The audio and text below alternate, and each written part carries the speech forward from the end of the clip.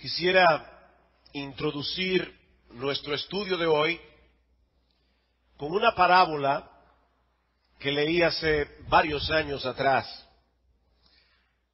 Dice así: había un gran rey que edificó una ciudad espléndida, y en medio de la ciudad diseñó un deleitoso parque que estaba lleno de estanques, fuentes, riachuelos, árboles magníficos de todas partes del mundo, bellísimas plantas aromáticas, verdes prados que invitaban al descanso, senderos y bancos donde la gente y las familias podía pasear y sentarse, y un espacioso anfiteatro para las reuniones públicas.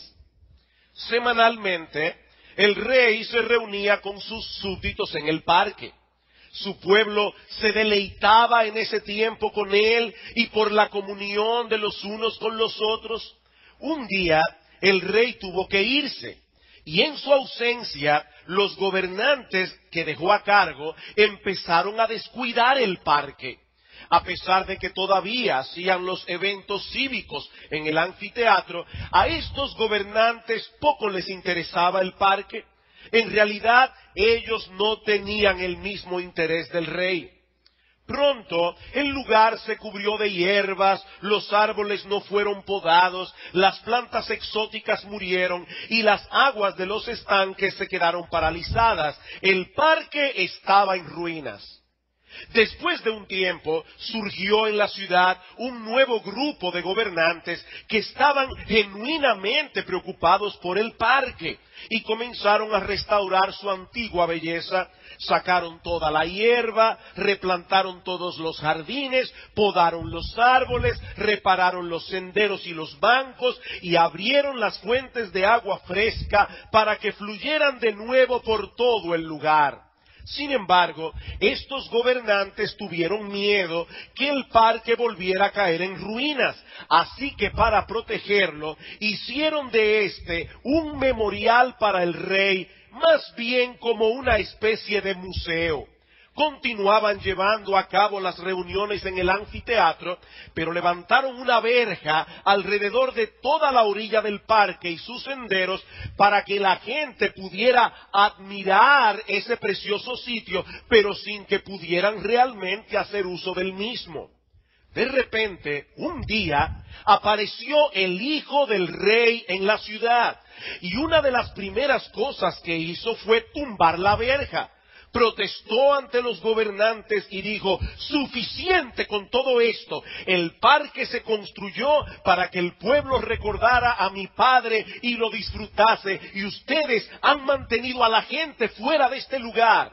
Así que después de removida toda la verja, invitó al pueblo a reunirse con él y los unos con los otros en el parque. Más adelante, el rey y el hijo designaron líderes para la ciudad, pero lamentablemente, una vez más, permitieron que el parque fuese descuidado y pisoteado. Otra vez crecieron las hierbas, los árboles no fueron podados y en los estanques las aguas quedaron paralizadas. Y porque había perdido mucho de su encantadora belleza, el pueblo ya no acudía a disfrutarlo. Mantuvieron el anfiteatro en buenas condiciones y continuaban sus reuniones públicas allí, pero cada vez más la gente le iba perdiendo interés. El parque estaba tan poco atractivo que las personas ya no veían la necesidad de ir allí para nada. Recientemente, los urbanizadores, viendo que ese terreno no se estaba usando, comenzaron a tratar de levantar un parque de diversiones en ese lugar. Pero la sociedad histórica se les está oponiendo con el deseo de restaurar de nuevo el parque, pero preservarlo simplemente por causa de la tradición. Pero hay también un tercer grupo que desea restaurarlo con el propósito original. Para hacer las cosas más confusas, todos los involucrados claman actuar en beneficio de los intereses del rey y de su hijo. Mientras tanto, como podrán imaginarse, los súbditos del rey están completamente confundidos. Aunque ninguna ilustración encaja perfectamente con la cosa ilustrada, Yo pienso que esta parábola nos da una idea bastante acertada de la actual confusión que tienen muchos cristianos al día de hoy con respecto al día del Señor. Como hemos dicho hasta ahora, desde el principio de la creación, no en el Sinaí, no cuando Dios dio el decálogo, no. Desde el principio de la creación, Dios estableció un patrón que el hombre, creado a su imagen y semejanza, debía imitar en el uso de su tiempo. 6 días para trabajar y 1 día para reposar y adorar. Esta ordenanza, que luego el Señor incluyó en los 10 mandamientos, no estaba supuesta a ser una camisa de fuerza, sino una bendición para el hombre. El día de reposo estaba supuesto a ser una especie de parque espiritual en el que los súbditos del reino pudieran tener una santa, deleitosa comunión con su Rey y Salvador, a la vez que disfrutaban comunión los unos con los otros. Pero lamentablemente los fariseos, los líderes religiosos de Israel en los días del Señor, se encargaron de rodear el parque de verjas en su afán de proteger el mandamiento, de tal manera que el día de reposo se convirtió en una carga prácticamente imposible de sobrellevar. Y como vimos el domingo pasado, nuestro Señor Jesucristo no vino a cerrar el parque. Nuestro Señor Jesucristo vino a derribar las verjas que los fariseos habían construido, de modo que los discípulos volvieran a beneficiarse de ese tiempo que Dios bendijo y santificó. Y lo que vamos a hacer en esta mañana es considerar algunos principios generales que nos ayuden a hacer un buen uso de este día. Cuando regresemos de España, si el Señor así lo permite, pasaremos a considerar algunos textos conflictivos del Nuevo Testamento relacionados con el tema del Día del Señor. Pero los pastores pensamos que era más sabio tratar con esas aplicaciones prácticas ahora y no dejarlas para luego. ¿Qué debemos hacer para observar adecuadamente el Día del Señor? Bueno, quiero compartir con ustedes 3 principios generales. En primer lugar, debemos prepararnos apropiadamente para la llegada de ese día. Debemos prepararnos apropiadamente para la llegada de ese día. En Éxodo capítulo 20, versículo 8, nuestro Dios introduce este mandamiento con estas palabras: acuérdate del día de reposo para santificarlo. Acuérdate. Porque si no te acuerdas, no lo vas a santificar. Marquen ese día en vuestro calendario. Hagan toda la planificación que sea necesaria para que puedan hacer un buen uso de este día. Mis hermanos, este mandamiento no podrá ser obedecido como se debe, a menos que lo tengamos presente, a menos que recordemos y planifiquemos nuestro tiempo, recordando la llegada de este día y su naturaleza especial. Permítanme ilustrar esto con un ejemplo. Supón por un momento que uno de tus hijos cumple años. Vamos a decir, este próximo 3 de mayo. Y él te dice de antemano que lo único que quiere de ti es que le dediques ese día. Papi, mami, el único regalo que yo quiero que ustedes me den el día de mi cumpleaños es que pasen ese tiempo conmigo. Así que tú planificas de antemano para estar con tu hijo ese día sin las distracciones normales que tienes entre semana. Vas a comprarle un regalo, irás luego al parque a montar bicicleta con él y a tener un tiempo juntos como familia. Y después en la tarde lo vas a llevar a comer helado con un grupo de amigos y en la noche vas a hacer una reunión especial en casa. Pero comienzan a pasar los días. y poco a poco te vas olvidando que la fecha del cumpleaños se acerca. En eso te llama un cliente muy importante que desea verte precisamente el 3 de mayo en la mañana. Y tú, como ya olvidaste que era el cumpleaños de tu hijo y la promesa que le hiciste, colocas esa cita en tu agenda. Luego, más adelante, te llama otra persona también muy importante y haces otra cita para el 3 de mayo en la tarde. Y a medida que van pasando los días y acercándose a la fecha, tu agenda se va cargando cada vez más y más. ¿Qué sucederá finalmente? Que no podrás cumplir la promesa que le hiciste a tu hijo de dedicarle tiempo en ese día, sencillamente por la razón de que no hiciste el esfuerzo de recordar esa fecha.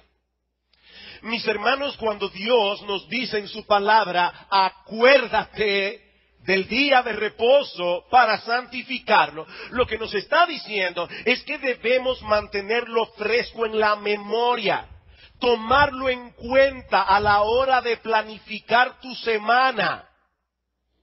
Como hemos dicho en esta serie de sermones, amar a Dios requiere tiempo.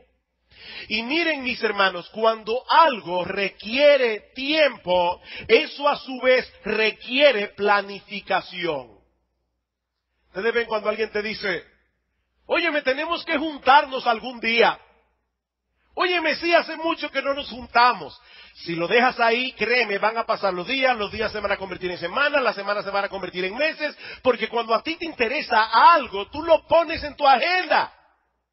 Lo que no se planifica no se hace en la mayoría de los casos. Mis hermanos, nosotros no debemos vivir la vida tratando de encontrar tiempo para estar con Dios. No, nosotros debemos planificar nuestra agenda, nosotros debemos planificar nuestro horario de la semana, recordando que en nuestra vida no hay nada más importante que Dios. Planifica tu horario. Mantén fresco en tu mente el día del Señor. Nosotros debemos recordar a nuestro Dios todos los días. Nosotros debemos gozarnos en el Señor todos los días. Nosotros debemos recordar todos los días de nuestra vida que fuimos rescatados de nuestra vana manera de vivir, no con cosas corruptibles como oro o plata, sino con la sangre preciosa de Cristo, pero especialmente en este día. Especialmente en este día. Porque este es el día en que nosotros podemos echar a un lado las distracciones con las que tenemos que lidiar en el resto de la semana para dedicarnos a reposar y adorar. Volviendo al ejemplo del cumpleaños, nosotros debemos amar a nuestros hijos los 365 días del año. Pero generalmente nosotros aprovechamos el día de su cumpleaños para mostrarle el amor en una forma especial. Cuando Dios nos dice en su palabra, acuérdate del día de reposo, acuérdate, lo que nos está diciendo, lo que nos está pidiendo, es que nos anticipemos a ese día. Que recordemos que ese día llegará para que podamos celebrarlo apropiadamente. Mis hermanos, este es el día en que nosotros podremos sin impedimentos tener comunión con aquel a quien ama nuestra alma y con aquellos que al igual que nosotros han sido traídos por gracia a disfrutar de esa bendita, gozosa y deleitosa comunión con Dios. Este es el día en que nosotros podemos alimentarnos de la palabra de Dios a través de la exposición de aquellos hombres a quienes Dios ha apartado y calificado para eso. En pocas palabras, este es el día en que nosotros anticipamos de lo que ha de ser la vida celestial. Y mis hermanos, para alguien cuyo corazón ha sido regenerado, verdaderamente regenerado, y que posee la certeza de esa esperanza, El meditar en estas verdades preparará su corazón para anhelar la llegada de este día tan especial y recibir todos esos beneficios con que Dios ha investido el día de reposo. Pero no solo eso. No solo debemos prepararnos adecuadamente para la llegada de este día, sino también, en segundo lugar, debemos mantener fresco en nuestra memoria la naturaleza esencial de este día. Debemos mantener fresco en nuestra memoria la naturaleza esencial de este día. Algunas personas quisieran que los pastores les den una lista de cosas. Mira, en el día de reposo, estas son las cosas que tú puedes hacer, estas son las cosas que tú no puedes hacer. Pero mis hermanos, si nosotros hacemos eso, estamos corriendo el peligro de volver a construir las verjas que ya Cristo derribó. Nosotros no queremos volver a cometer el error que cometieron los fariseos. Así que en vez de preguntar cuáles son aquellas cosas que están prohibidas durante el día de reposo, lo primero que debemos comenzar es estableciendo cuáles son aquellas cosas que los cristianos están supuestos a hacer en el día del Señor. Esa es la pregunta. Mis hermanos, si queremos hacer un buen uso del día del Señor, mantengamos fresco en nuestra memoria la naturaleza esencial de este tiempo que Dios estableció para su gloria y para nuestro beneficio. En primer lugar, este es un día santo. En primer lugar, este es un día santo. A través de toda la Escritura, nosotros vemos que Dios santificó este día, separándolo para su uso especial y constituyéndolo de ese modo en un vehículo de santificación para su pueblo. En el primer libro de la Biblia, Génesis, capítulo 2, versículos 1 al 3, dice que Dios bendijo este día y lo santificó. Y en el último libro de la Biblia, en Apocalipsis, el apóstol Juan le llama a este día el día del Señor. El día que especialmente le pertenece al Señor. Dice en Éxodo 29, 6 días trabajarás y harás toda tu obra, mas el séptimo día es reposo para Jehová tu Dios. He ahí, en estas palabras, mis hermanos, la naturaleza esencial de este día. Este día es un tiempo de reposo en el que cesaremos de las labores que nosotros hacemos regularmente durante la semana, nuestros trabajos, nuestra vocación, y es un tiempo de adoración. Es día de reposo para Jehová tu Dios. ¿Ven el punto allí? Es un día de reposo para Jehová tu Dios. Ahora, precisamente porque es un día para Jehová tu Dios, este día, en segundo lugar, también es un día deleitoso. Vayan conmigo, por favor, a Isaías 58. Isaías 58.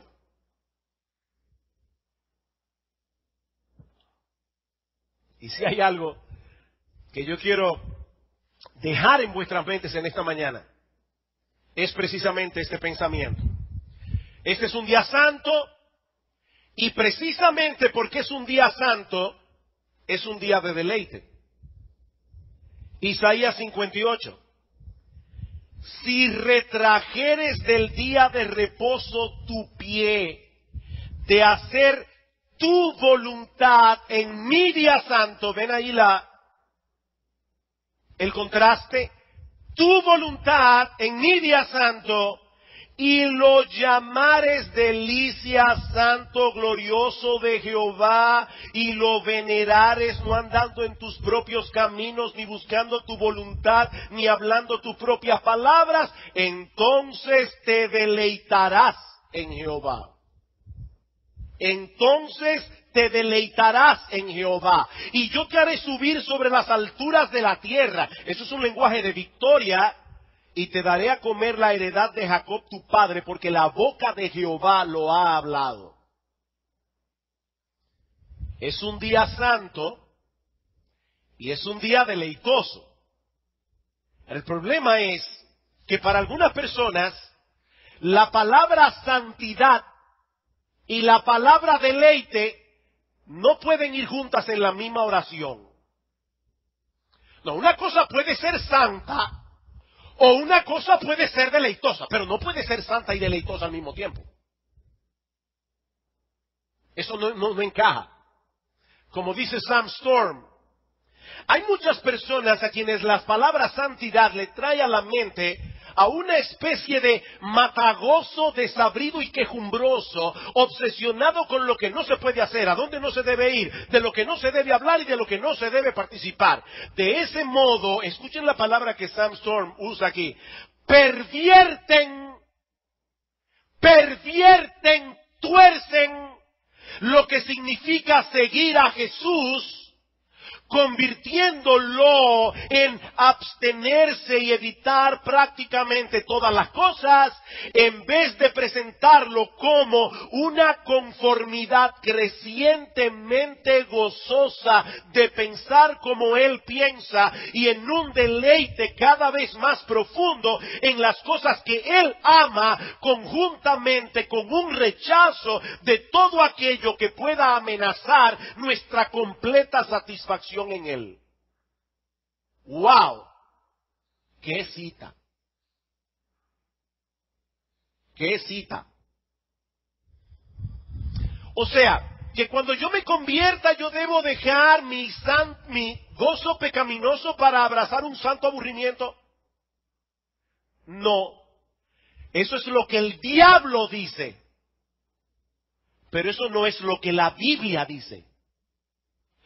Mis hermanos, si hay algo que la Biblia enseña claramente, es que el verdadero gozo, el verdadero deleite y la verdadera alegría no se pueden encontrar fuera de la santidad. Eso es imposible. Nuestro Dios es santo. ¿Y saben una cosa? Él es el ser más feliz que existe. Y Él nos está invitando a que imitemos su carácter santo, su carácter moral, resumido y codificado en los 10 mandamientos, para que nosotros podamos disfrutar de la felicidad que Él tiene. Salmo 19:8. Los mandamientos de Jehová son rectos y por eso mismo alegran el corazón. ¿Escucharon eso otra vez?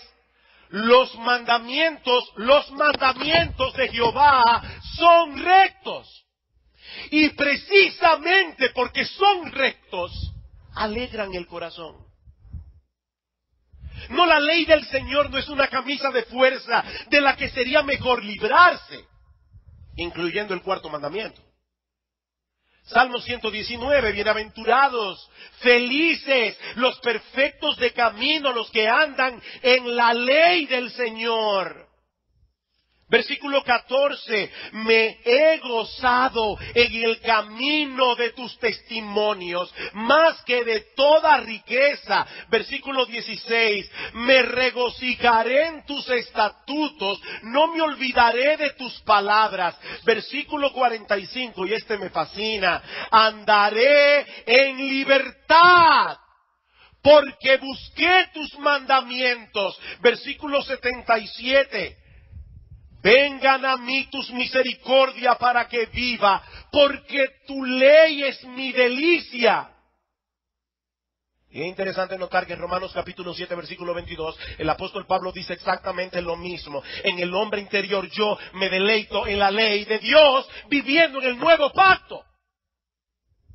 Yo me deleito, dice Pablo, en la ley de Dios. Tu ley es mi delicia. Versículo 162. Me regocijo en tu palabra como el que ha hallado muchos despojos. Teniendo todo esto en mente, volvamos a Isaías 58. Isaías 58. ¿Qué dice el texto otra vez? Si retrajeres del día de reposo tu pie, de hacer tu voluntad en mi día santo, y lo llamares delicia, santo, glorioso de Jehová, y lo venerares, no andando en tus propios caminos, ni buscando tu voluntad, cuando ésta es contraria a la voluntad de Dios. Eso es lo que significa esa palabra que se usa allí. Con ese mismo significado aparece en este capítulo, en el versículo 3. Dice, ni anda ni hablando tus propias palabras, entonces te deleitarás en Jehová. Dime, parafrasear lo que Isaías está diciendo aquí. Si tú aprecias el día de reposo de este modo, si al considerar este asunto llegas a la conclusión de que es una delicia, un privilegio, apartar un día a la semana para darle reposo a tu cuerpo y para estar en comunión con Dios sin los impedimentos que son normales en el resto de la semana, entonces obtendrás las bendiciones que Dios tiene reservadas para los que usan este tiempo apropiadamente.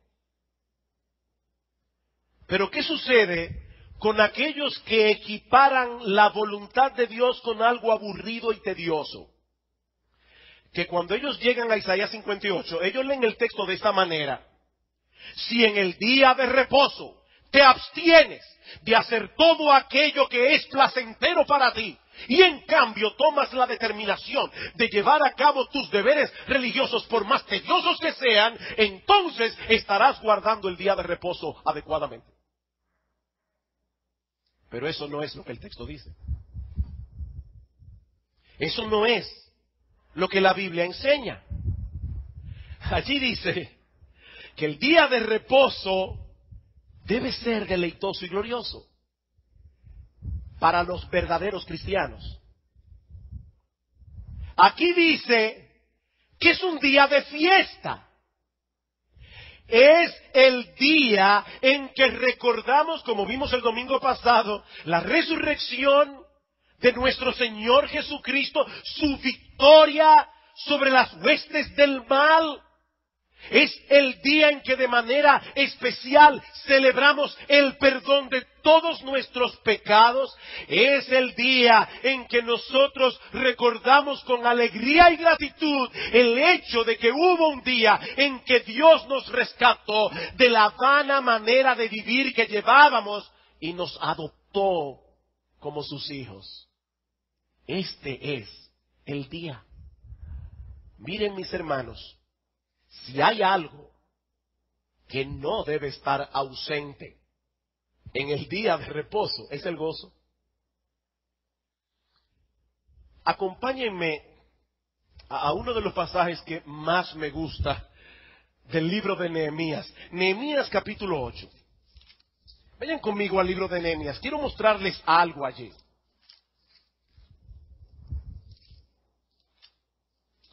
Para que entiendan de qué se trata esto. Están reparando el templo. Al repararlo encuentran un ejemplar de la ley del Señor. Los sacerdotes comienzan a leer la ley delante de todo el pueblo. Y la gente comienza a darse cuenta de los pecados que habían cometido contra Dios y que aún esos pecados fueron los que trajeron como resultado la cautividad en Babilonia. Y el pueblo comienza a llorar. Y ahora escuchen lo que dice en el versículo 9. Y Nehemías, el gobernador, y el sacerdote Esdras, escriba, y los levitas que hacían entender al pueblo la ley, dijeron a todo el pueblo: Día santo es a Jehová nuestro Dios. No os entristezcáis ni lloréis. ¿Ven la conexión? Es un día santo. No se entristezcan, no lloren, porque todo el pueblo lloraba oyendo las palabras de la ley. Y esta es la parte que me fascina. Luego les dijo, id, comed grosura y bebed vino dulce y enviad porciones a los que no tienen nada preparado, porque día santo es a nuestro Señor. No os entristezcáis, porque el gozo del Señor es vuestra fuerza. Los levitas pues hacían callar a todo el pueblo diciendo, callad, porque es día santo, no os entristezcáis. Y todo el pueblo se fue a comer y a beber y a obsequiar porciones y a gozar de grande alegría, porque habían entendido las palabras que les habían enseñado. ¿Saben que hay algunas personas que creen que nuestras emociones no pueden estar bajo la soberanía de Dios? O pero si yo estoy triste cuando vine a la iglesia. Bien, estás triste. Comienza ahora en tu mente a recordar aquellas verdades que la palabra de Dios enseña y que fueron diseñadas para alegrar tu corazón, para darte esperanza, de tal manera que puedas cumplir lo que dice el Salmo 100. Cantad alegres a Dios, habitantes de toda la tierra. Entrad por sus atrios con alegría. Entrad por sus atrios con alabanza. Gózate en este día. Mis hermanos, el aprecio que nosotros tengamos por este día será directamente proporcional al deleite que tengamos en Dios. Es por eso que yo pienso, y lo he dicho muchas veces, que el día del Señor es una prueba de fuego. Para los cristianos, o para los que profesan ser cristianos. Déjenme poner un ejemplo. Hay algunos matrimonios que si ustedes le dicen, fulano, te quiero hacer un regalo, un crucero por el Mediterráneo, tú y tu esposa, solos, sin niños, sin amigos, solo ustedes dos, 2 semanas por el Mediterráneo. Eso parece muy atractivo, depende del matrimonio. Para uno va a ser, ¡wow! 2 semanas con mi mujer. 2 semanas. Y no te preocupes, ya yo hablé con una familia de la iglesia que va a cuidar a los niños. 2 semanas para ustedes solos. Para otra pareja va a ser 2 semanas solo con ella. Pero en el mismo barco. Sí, sí. Bueno. Y yo no puedo pedirle a fulano y a fulano. No a nadie, solos. Unas vacaciones solas puede ser una prueba de fuego para un matrimonio, aunque ustedes no lo crean. Mis hermanos, yo repito, para aquellas personas que aman a Dios, se deleitan en Dios, han entendido el Evangelio, han entendido lo maravilloso, extraordinario que es Cristo nuestro Salvador, el día de reposo va a ser un deleite. Para otros, van a estar mirando el reloj. ¿Cuándo es que termina esto?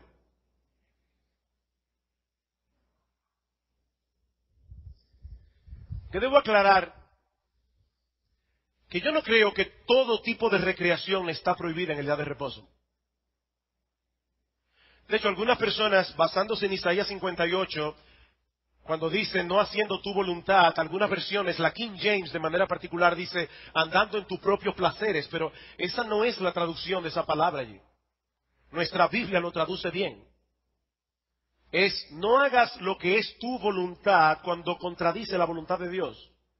Para este día, obviamente yo no debo hacer nada que contradiga la voluntad de Dios en ningún día, pero lo que el texto está diciendo es, no hagas en este día lo que no es la voluntad de Dios para este día. Eso es lo que el texto está diciendo. Pero no está prohibiendo el deleite en el día del Señor. Algunas actividades recreativas nos apartan completamente de la naturaleza esencial de este día, otras no. Otras no. Yo puedo salir a caminar y a tener un día de picnic con mi familia en el mirador, si hubiera más seguridad, en el día del Señor y disfrutar ese tiempo guardando la naturaleza esencial de este día. Por otra parte, hay algunas actividades recreativas que requieren del trabajo de otros. Y mis hermanos, nosotros debemos hacer todo lo que esté a nuestro alcance para no alentar la secularización del domingo, porque eso no contribuye, sino que obstaculiza el avance del Evangelio. Hay cosas que no pueden dejar de hacerse ningún día de la semana. Los médicos tienen que trabajar en el día del Señor, y las enfermeras, y los bomberos, y los policías, porque los ladrones no guardan el día del Señor. Y hay que mantener funcionando todas aquellas cosas que son necesarias para la estabilidad humana, como dice John Frame, la gente que trabaja con la electricidad, el departamento de agua, qué sé yo, el tránsito. No, hay un montón de cosas que no pueden frenar en el día del Señor, pero mis hermanos, nosotros vivimos en una sociedad cada vez más secularizada, en la que muchas personas no pueden aceptar nuestra invitación a venir a la iglesia para oír el Evangelio. ¿Saben por qué? Porque están trabajando sin necesidad en este día. Y lo que más tristeza le da a mi corazón es que muchos cristianos alientan con su compradera a los incrédulos para que mantengan sus negocios abiertos el domingo sin necesidad.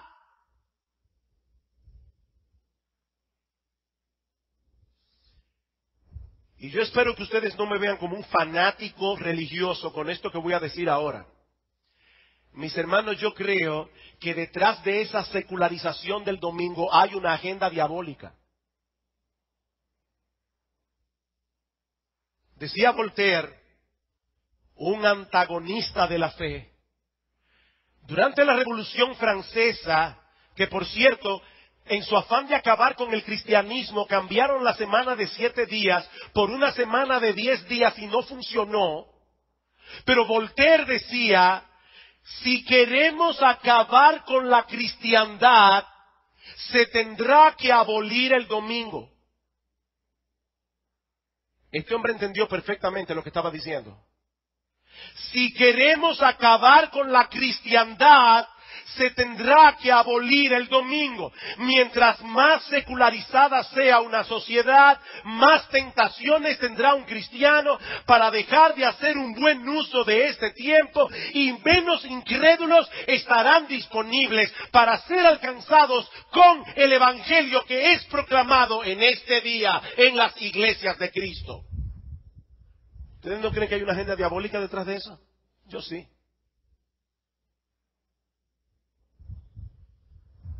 Mis hermanos, el anhelo más profundo de un cristiano debe ser que más negocios cierren en el día del Señor. Ese debe ser nuestro anhelo. Por otro lado, porque quiero hacer un balance aquí, debemos reconocer que vivimos en una sociedad muy compleja, donde no siempre será fácil distinguir lo que es una necesidad de lo que no lo es. Y para complicarlo todavía más, algunas personas prestan servicios indispensables en el día del Señor, como las farmacias, por ejemplo, aunque no necesariamente esas personas van a mantener abiertas sus negocios, van a mantener abiertos sus negocios en este día para prestar un servicio público, sino por la ganancia que implica tener su negocio abierto los 7 días de la semana. Ahora, el punto mío, el punto tuyo como cristiano, no es tratar de discernir cuál es la motivación del dueño de la farmacia. Ese no es tu problema. Tu problema es comprar la medicina que tú necesitas, no importa qué día sea. Yo no voy a ir con un formulario y decirle, usted tiene abierto este día porque quiere ganar dinero para servirle a la sociedad. Eso no es mi problema. Mi problema es que yo necesito un medicamento. Y la farmacia está abierta. Y gracias al Señor que está abierta. Y lo mismo podemos decir de otras cosas. Cuando nosotros estábamos ahora en Minneapolis en la conferencia de Children Desiring God, el domingo teníamos que comer. Y estábamos en Minneapolis. ¿Qué teníamos que hacer? O ir a un restaurante y comer. Ir a un restaurante y comer con una limpia conciencia. Y yo sé que para algunas personas esto es un conflicto. Escuchen lo que dice John Frame, porque creo que su posición es bastante balanceada en ese punto. Dice, yo no creo que siempre esté mal ir a un restaurante a comer en día de reposo. Desde luego, cuando compramos comida en un restaurante, estamos pagando a personas para hacer el trabajo con el que se ganan la vida. Yo estaría complacido, dice Frame, si menos restaurantes estuvieran abiertos los domingos, pero algunos deben estar abiertos porque la comida es una necesidad. Para mi propia familia, dice él, prefiero que las comidas en los restaurantes los días de reposo sea algo raro, porque prefiero desalentar el comercialismo dominical masivo de nuestros días. Él está diciendo, yo no creo que sea un pecado hacerlo. Yo prefiero, dice él, no alentar el comercialismo dominical en ese día, y por eso lo hacemos como algo raro. Pero hermanos, en este tipo de cosas, cada cual debe actuar conforme a su conciencia. Hay personas que van a ir a un restaurante y van a guardar el día del Señor. Y hay personas que no van a ir al restaurante y no van a guardar el día del Señor. Es un asunto del corazón. Pero hay un principio más y con este concluyo. Debemos ocuparnos en aquellos deberes públicos y privados que contribuyan a alcanzar el propósito esencial de este día. Debemos ocuparnos en aquellos deberes públicos y privados que contribuyan a alcanzar el propósito esencial de este día. Mis hermanos, cuando el autor de la carta a los Hebreos dice a sus lectores que no deben dejar de congregarse, como algunos estaban teniendo por costumbre, él está presuponiendo varias cosas. Él está presuponiendo que hay un día para congregarse, y en segundo lugar, que eso se hacía regularmente. Hay una frecuencia específica en que el pueblo de Dios se reúne a adorar a Dios. Y dice él aquí que a esas reuniones del pueblo de Dios no debemos faltar.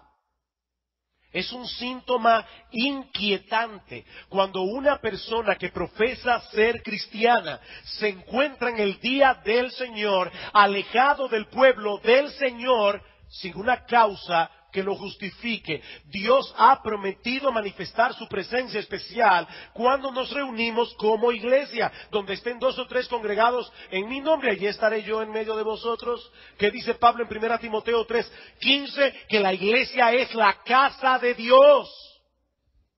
Es aquí donde Él viene. Y yo le doy muchas gracias al Señor por Gracia TV, porque hay hermanos que cuando están enfermos o en lugares donde no hay una iglesia cerca, me pasó estando en Minneapolis, que fuimos en la mañana a la iglesia de Bethlehem, pero en la tarde no hay culto allí, así que pude conectarme y ver parte del servicio de aquí, estando en Minneapolis. Eso es una bendición. Pero hermano, tú no puedes, sin una causa que lo justifique, decidir quedarte en tu casa para ver el sermón por Gracia TV, porque vas a oír el sermón, pero hay algo que ocurre aquí que no pasa en ningún otro lugar. Dios trae su presencia aquí.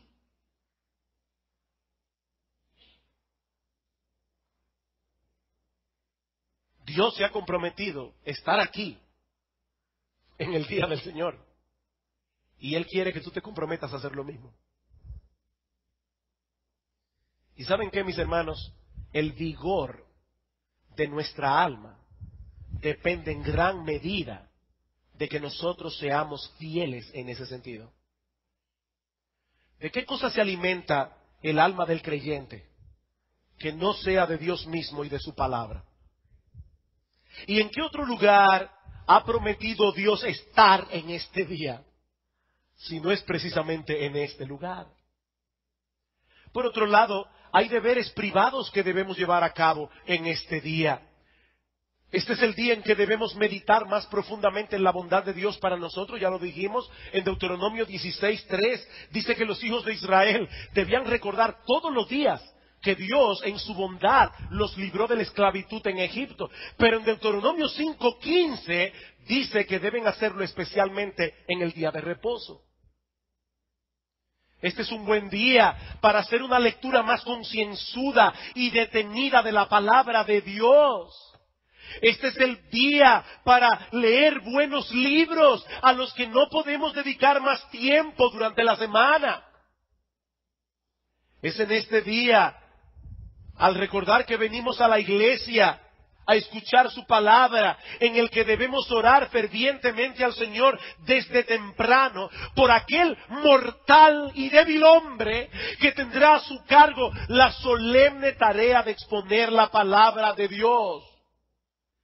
Y oraremos también fervientemente por nosotros mismos y por toda la iglesia, reconociendo que el pecado aún mora en nosotros, poniendo resistencia para que no prestemos atención a la palabra con disposición a obedecerla. Debemos pedir a Dios que elimine los prejuicios que pueden impedir que la palabra predicada encuentre cabida en nuestro corazón. Oraremos por aquellos que nos visitan, que aún no han sido hechos partícipes de la gracia salvadora de Dios. Rogaremos por ellos que tengan un encuentro hoy con Dios como nosotros lo tuvimos en el pasado. Y cuando lleguemos a nuestros hogares, este es el día en que podemos afianzar la palabra que hemos escuchado en el alma de nuestros hijos.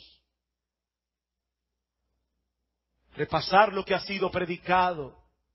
No darles otro sermón, pero explicar cualquier duda. Recalcar aquellas aplicaciones que sabes que son pertinentes para la vida de ellos. Este es el día en que procuraremos en la medida de nuestras posibilidades socorrer al afligido, alentar al desanimado, visitar al enfermo, estimularnos al amor y a las buenas obras. Como dice John Frame, debemos planificar el día de reposo para que sea una experiencia total para nosotros mismos y nuestras familias, incluyendo adoración, recreación y obras de necesidad. Debe haber un balance en estas actividades que nos permita decir al final que hemos estado con Dios de una manera especial, que le hemos adorado, que hemos disfrutado de su creación y que hemos amado a las personas que Él hizo a su imagen. Ven, mis hermanos, que si nosotros hacemos en el día del Señor lo que estamos supuestos a hacer en el día del Señor, no nos queda mucho tiempo para cosas conflictivas. Ya la lista no es necesaria, ¿verdad? No, la lista no es necesaria. Y cuídate, mi hermano, cuando llegues a una convicción personal en áreas que son grises, cuídate de no tener un espíritu censurador que juzgue a todo aquel que no lo hace como tú. Porque eso también es pecaminoso en el día del Señor. Miren, mis hermanos, nosotros no podemos pretender, y ojalá que puedan internalizar esta verdad, nosotros no podemos pretender tener uniformidad en todos los aspectos a la hora de decidir lo que haremos o no haremos en el día del Señor. Eso es imposible en una iglesia de 2 miembros, mucho más en una iglesia de este tamaño. ¿Saben lo que ocurre cuando nosotros tratamos de crear una iglesia uniforme? Que entonces comenzamos a legislar en cosas en las que la Biblia no legisla. Y como yo decía hace un momento, poco a poco comenzamos a construir las mismas verjas que Cristo derribó. Yo he puesto este ejemplo en otra ocasión. Puede haber un hermano para quien el ejercicio físico sea una cosa tan fuerte en su vida que él decida no hacerlo en el día del Señor. Y yo prefiero, para recordarle a mi alma la naturaleza de este día, mira, yo voy a hacer ejercicio, voy a salir a correr 6 días a la semana, pero no este día. Y puede haber otro hermano que por el bien de su alma y por estar despierto aquí en el culto de la tarde, tenga que salir a correr o a montar bicicleta en el día del Señor. Entonces el hermano que no corre, de repente sale, hace una diligencia y se encuentra con el hermano que sí corre. Ese no es tu problema. Tú no sabes lo que hay en el corazón de este hermano, ni por qué lo está haciendo, ni... Esto es como la relación de las parejas entre sí. Yo le doy gracias al Señor, yo creo que tengo una buena relación con mi esposa, creo yo espero que ella crea lo mismo. Pero no todas las parejas que están aquí, que tengan una buena relación con su esposa, tienen que llevarse con ella como yo me llevo con Gloria. Porque nosotros tenemos nuestra propia personalidad matrimonial. Cuidado, hermanos. Cuidado con tomar este día y hacerlo un motivo de división en el pueblo de Dios. Porque eso no es tampoco lo que Dios quiere. Cada cual viva delante de su conciencia, delante de Dios. Hay cosas que están clarísimas, que no se deben hacer en este día. Hay otras cosas que no están tan claras. ¿Qué debemos poner en nuestro corazón? Volvamos otra vez a Isaías 58 y con esto termino. Isaías 58:3, si retrajeres del día de reposo tu pie, de hacer tu voluntad en mi día santo, y lo llamares delicia, santo, glorioso de Jehová, y lo venerares, no andando en tus propios caminos, ni hablando ni buscando tu voluntad, ni hablando tus propias palabras, entonces te deleitarás en Jehová, y yo te haré subir sobre las alturas de la tierra, y te daré a comer la heredad de Jacob tu padre, porque la boca de Jehová lo ha hablado. No todos aquí tenemos la misma situación. Hay hermanos que tienen niños pequeños, hay hermanos que no tienen niños pequeños, hay algunos que ya no tienen niños en la casa, hay hermanas que están casadas con esposos inconversos. Todo eso entra en juego aquí. ¿O usted quiere que su niño de 6 años venga al culto los domingos en la mañana, luego en la tarde se pase la tarde entera con un libro de la Biblia ilustrada en la pierna, y luego ven en la tarde y en la noche hacer un devocional de 2 horas para recordarle lo que se predicó? No, eso se llama abuso infantil. Cada cual tiene que tomar en cuenta el lugar en que está en la vida. Pero mis hermanos, ¿qué es lo que dice Isaías 58? Que el Señor nos está relevando de los disfrutes temporales y pasajeros de este mundo, de las cosas que solo pueden proveer un deleite momentáneo, para que podamos dedicarnos sin obstáculo a buscar placeres y deleites mucho más excelsos y permanentes. No es dejar de hacer cosas por dejar de hacerlas como una especie de sacrificio que nos gana méritos delante de Dios. No, mis hermanos, aquí no estamos hablando de hacer ningún sacrificio. De lo que estamos hablando es de verdadero gozo, de verdadera alegría, de verdadero deleite. Dios nos está diciendo: deja a un lado las cosas ordinarias en las que estás envueltos durante la semana, para que puedas sin impedimento disfrutarme a mí. Disfrutar de la comunión conmigo, disfrutar de mi presencia, de mi palabra, de mi adoración, de mi pueblo. En el resto de la semana no podemos desentendernos de muchas cosas, porque son parte de nuestra existencia en este mundo. Pero el día del Señor es diferente. Este es el día que Dios tiene reservado para nosotros, deleites y placeres espirituales muy especiales, deleites que están muy por encima de los que solemos disfrutar en el resto de la semana. Retrae tu pie de hacer aquellas cosas, dice el Señor, para que puedas libremente gozarte en mí y en las cosas maravillosas que yo he preparado para ti. No, este no es un día terrible y opresivo del que sería mejor librarse. Este es el día que hizo el Señor para que nos gocemos y alegremos en Él. Vamos a orar. Padre bueno, queremos darte gracias, Señor,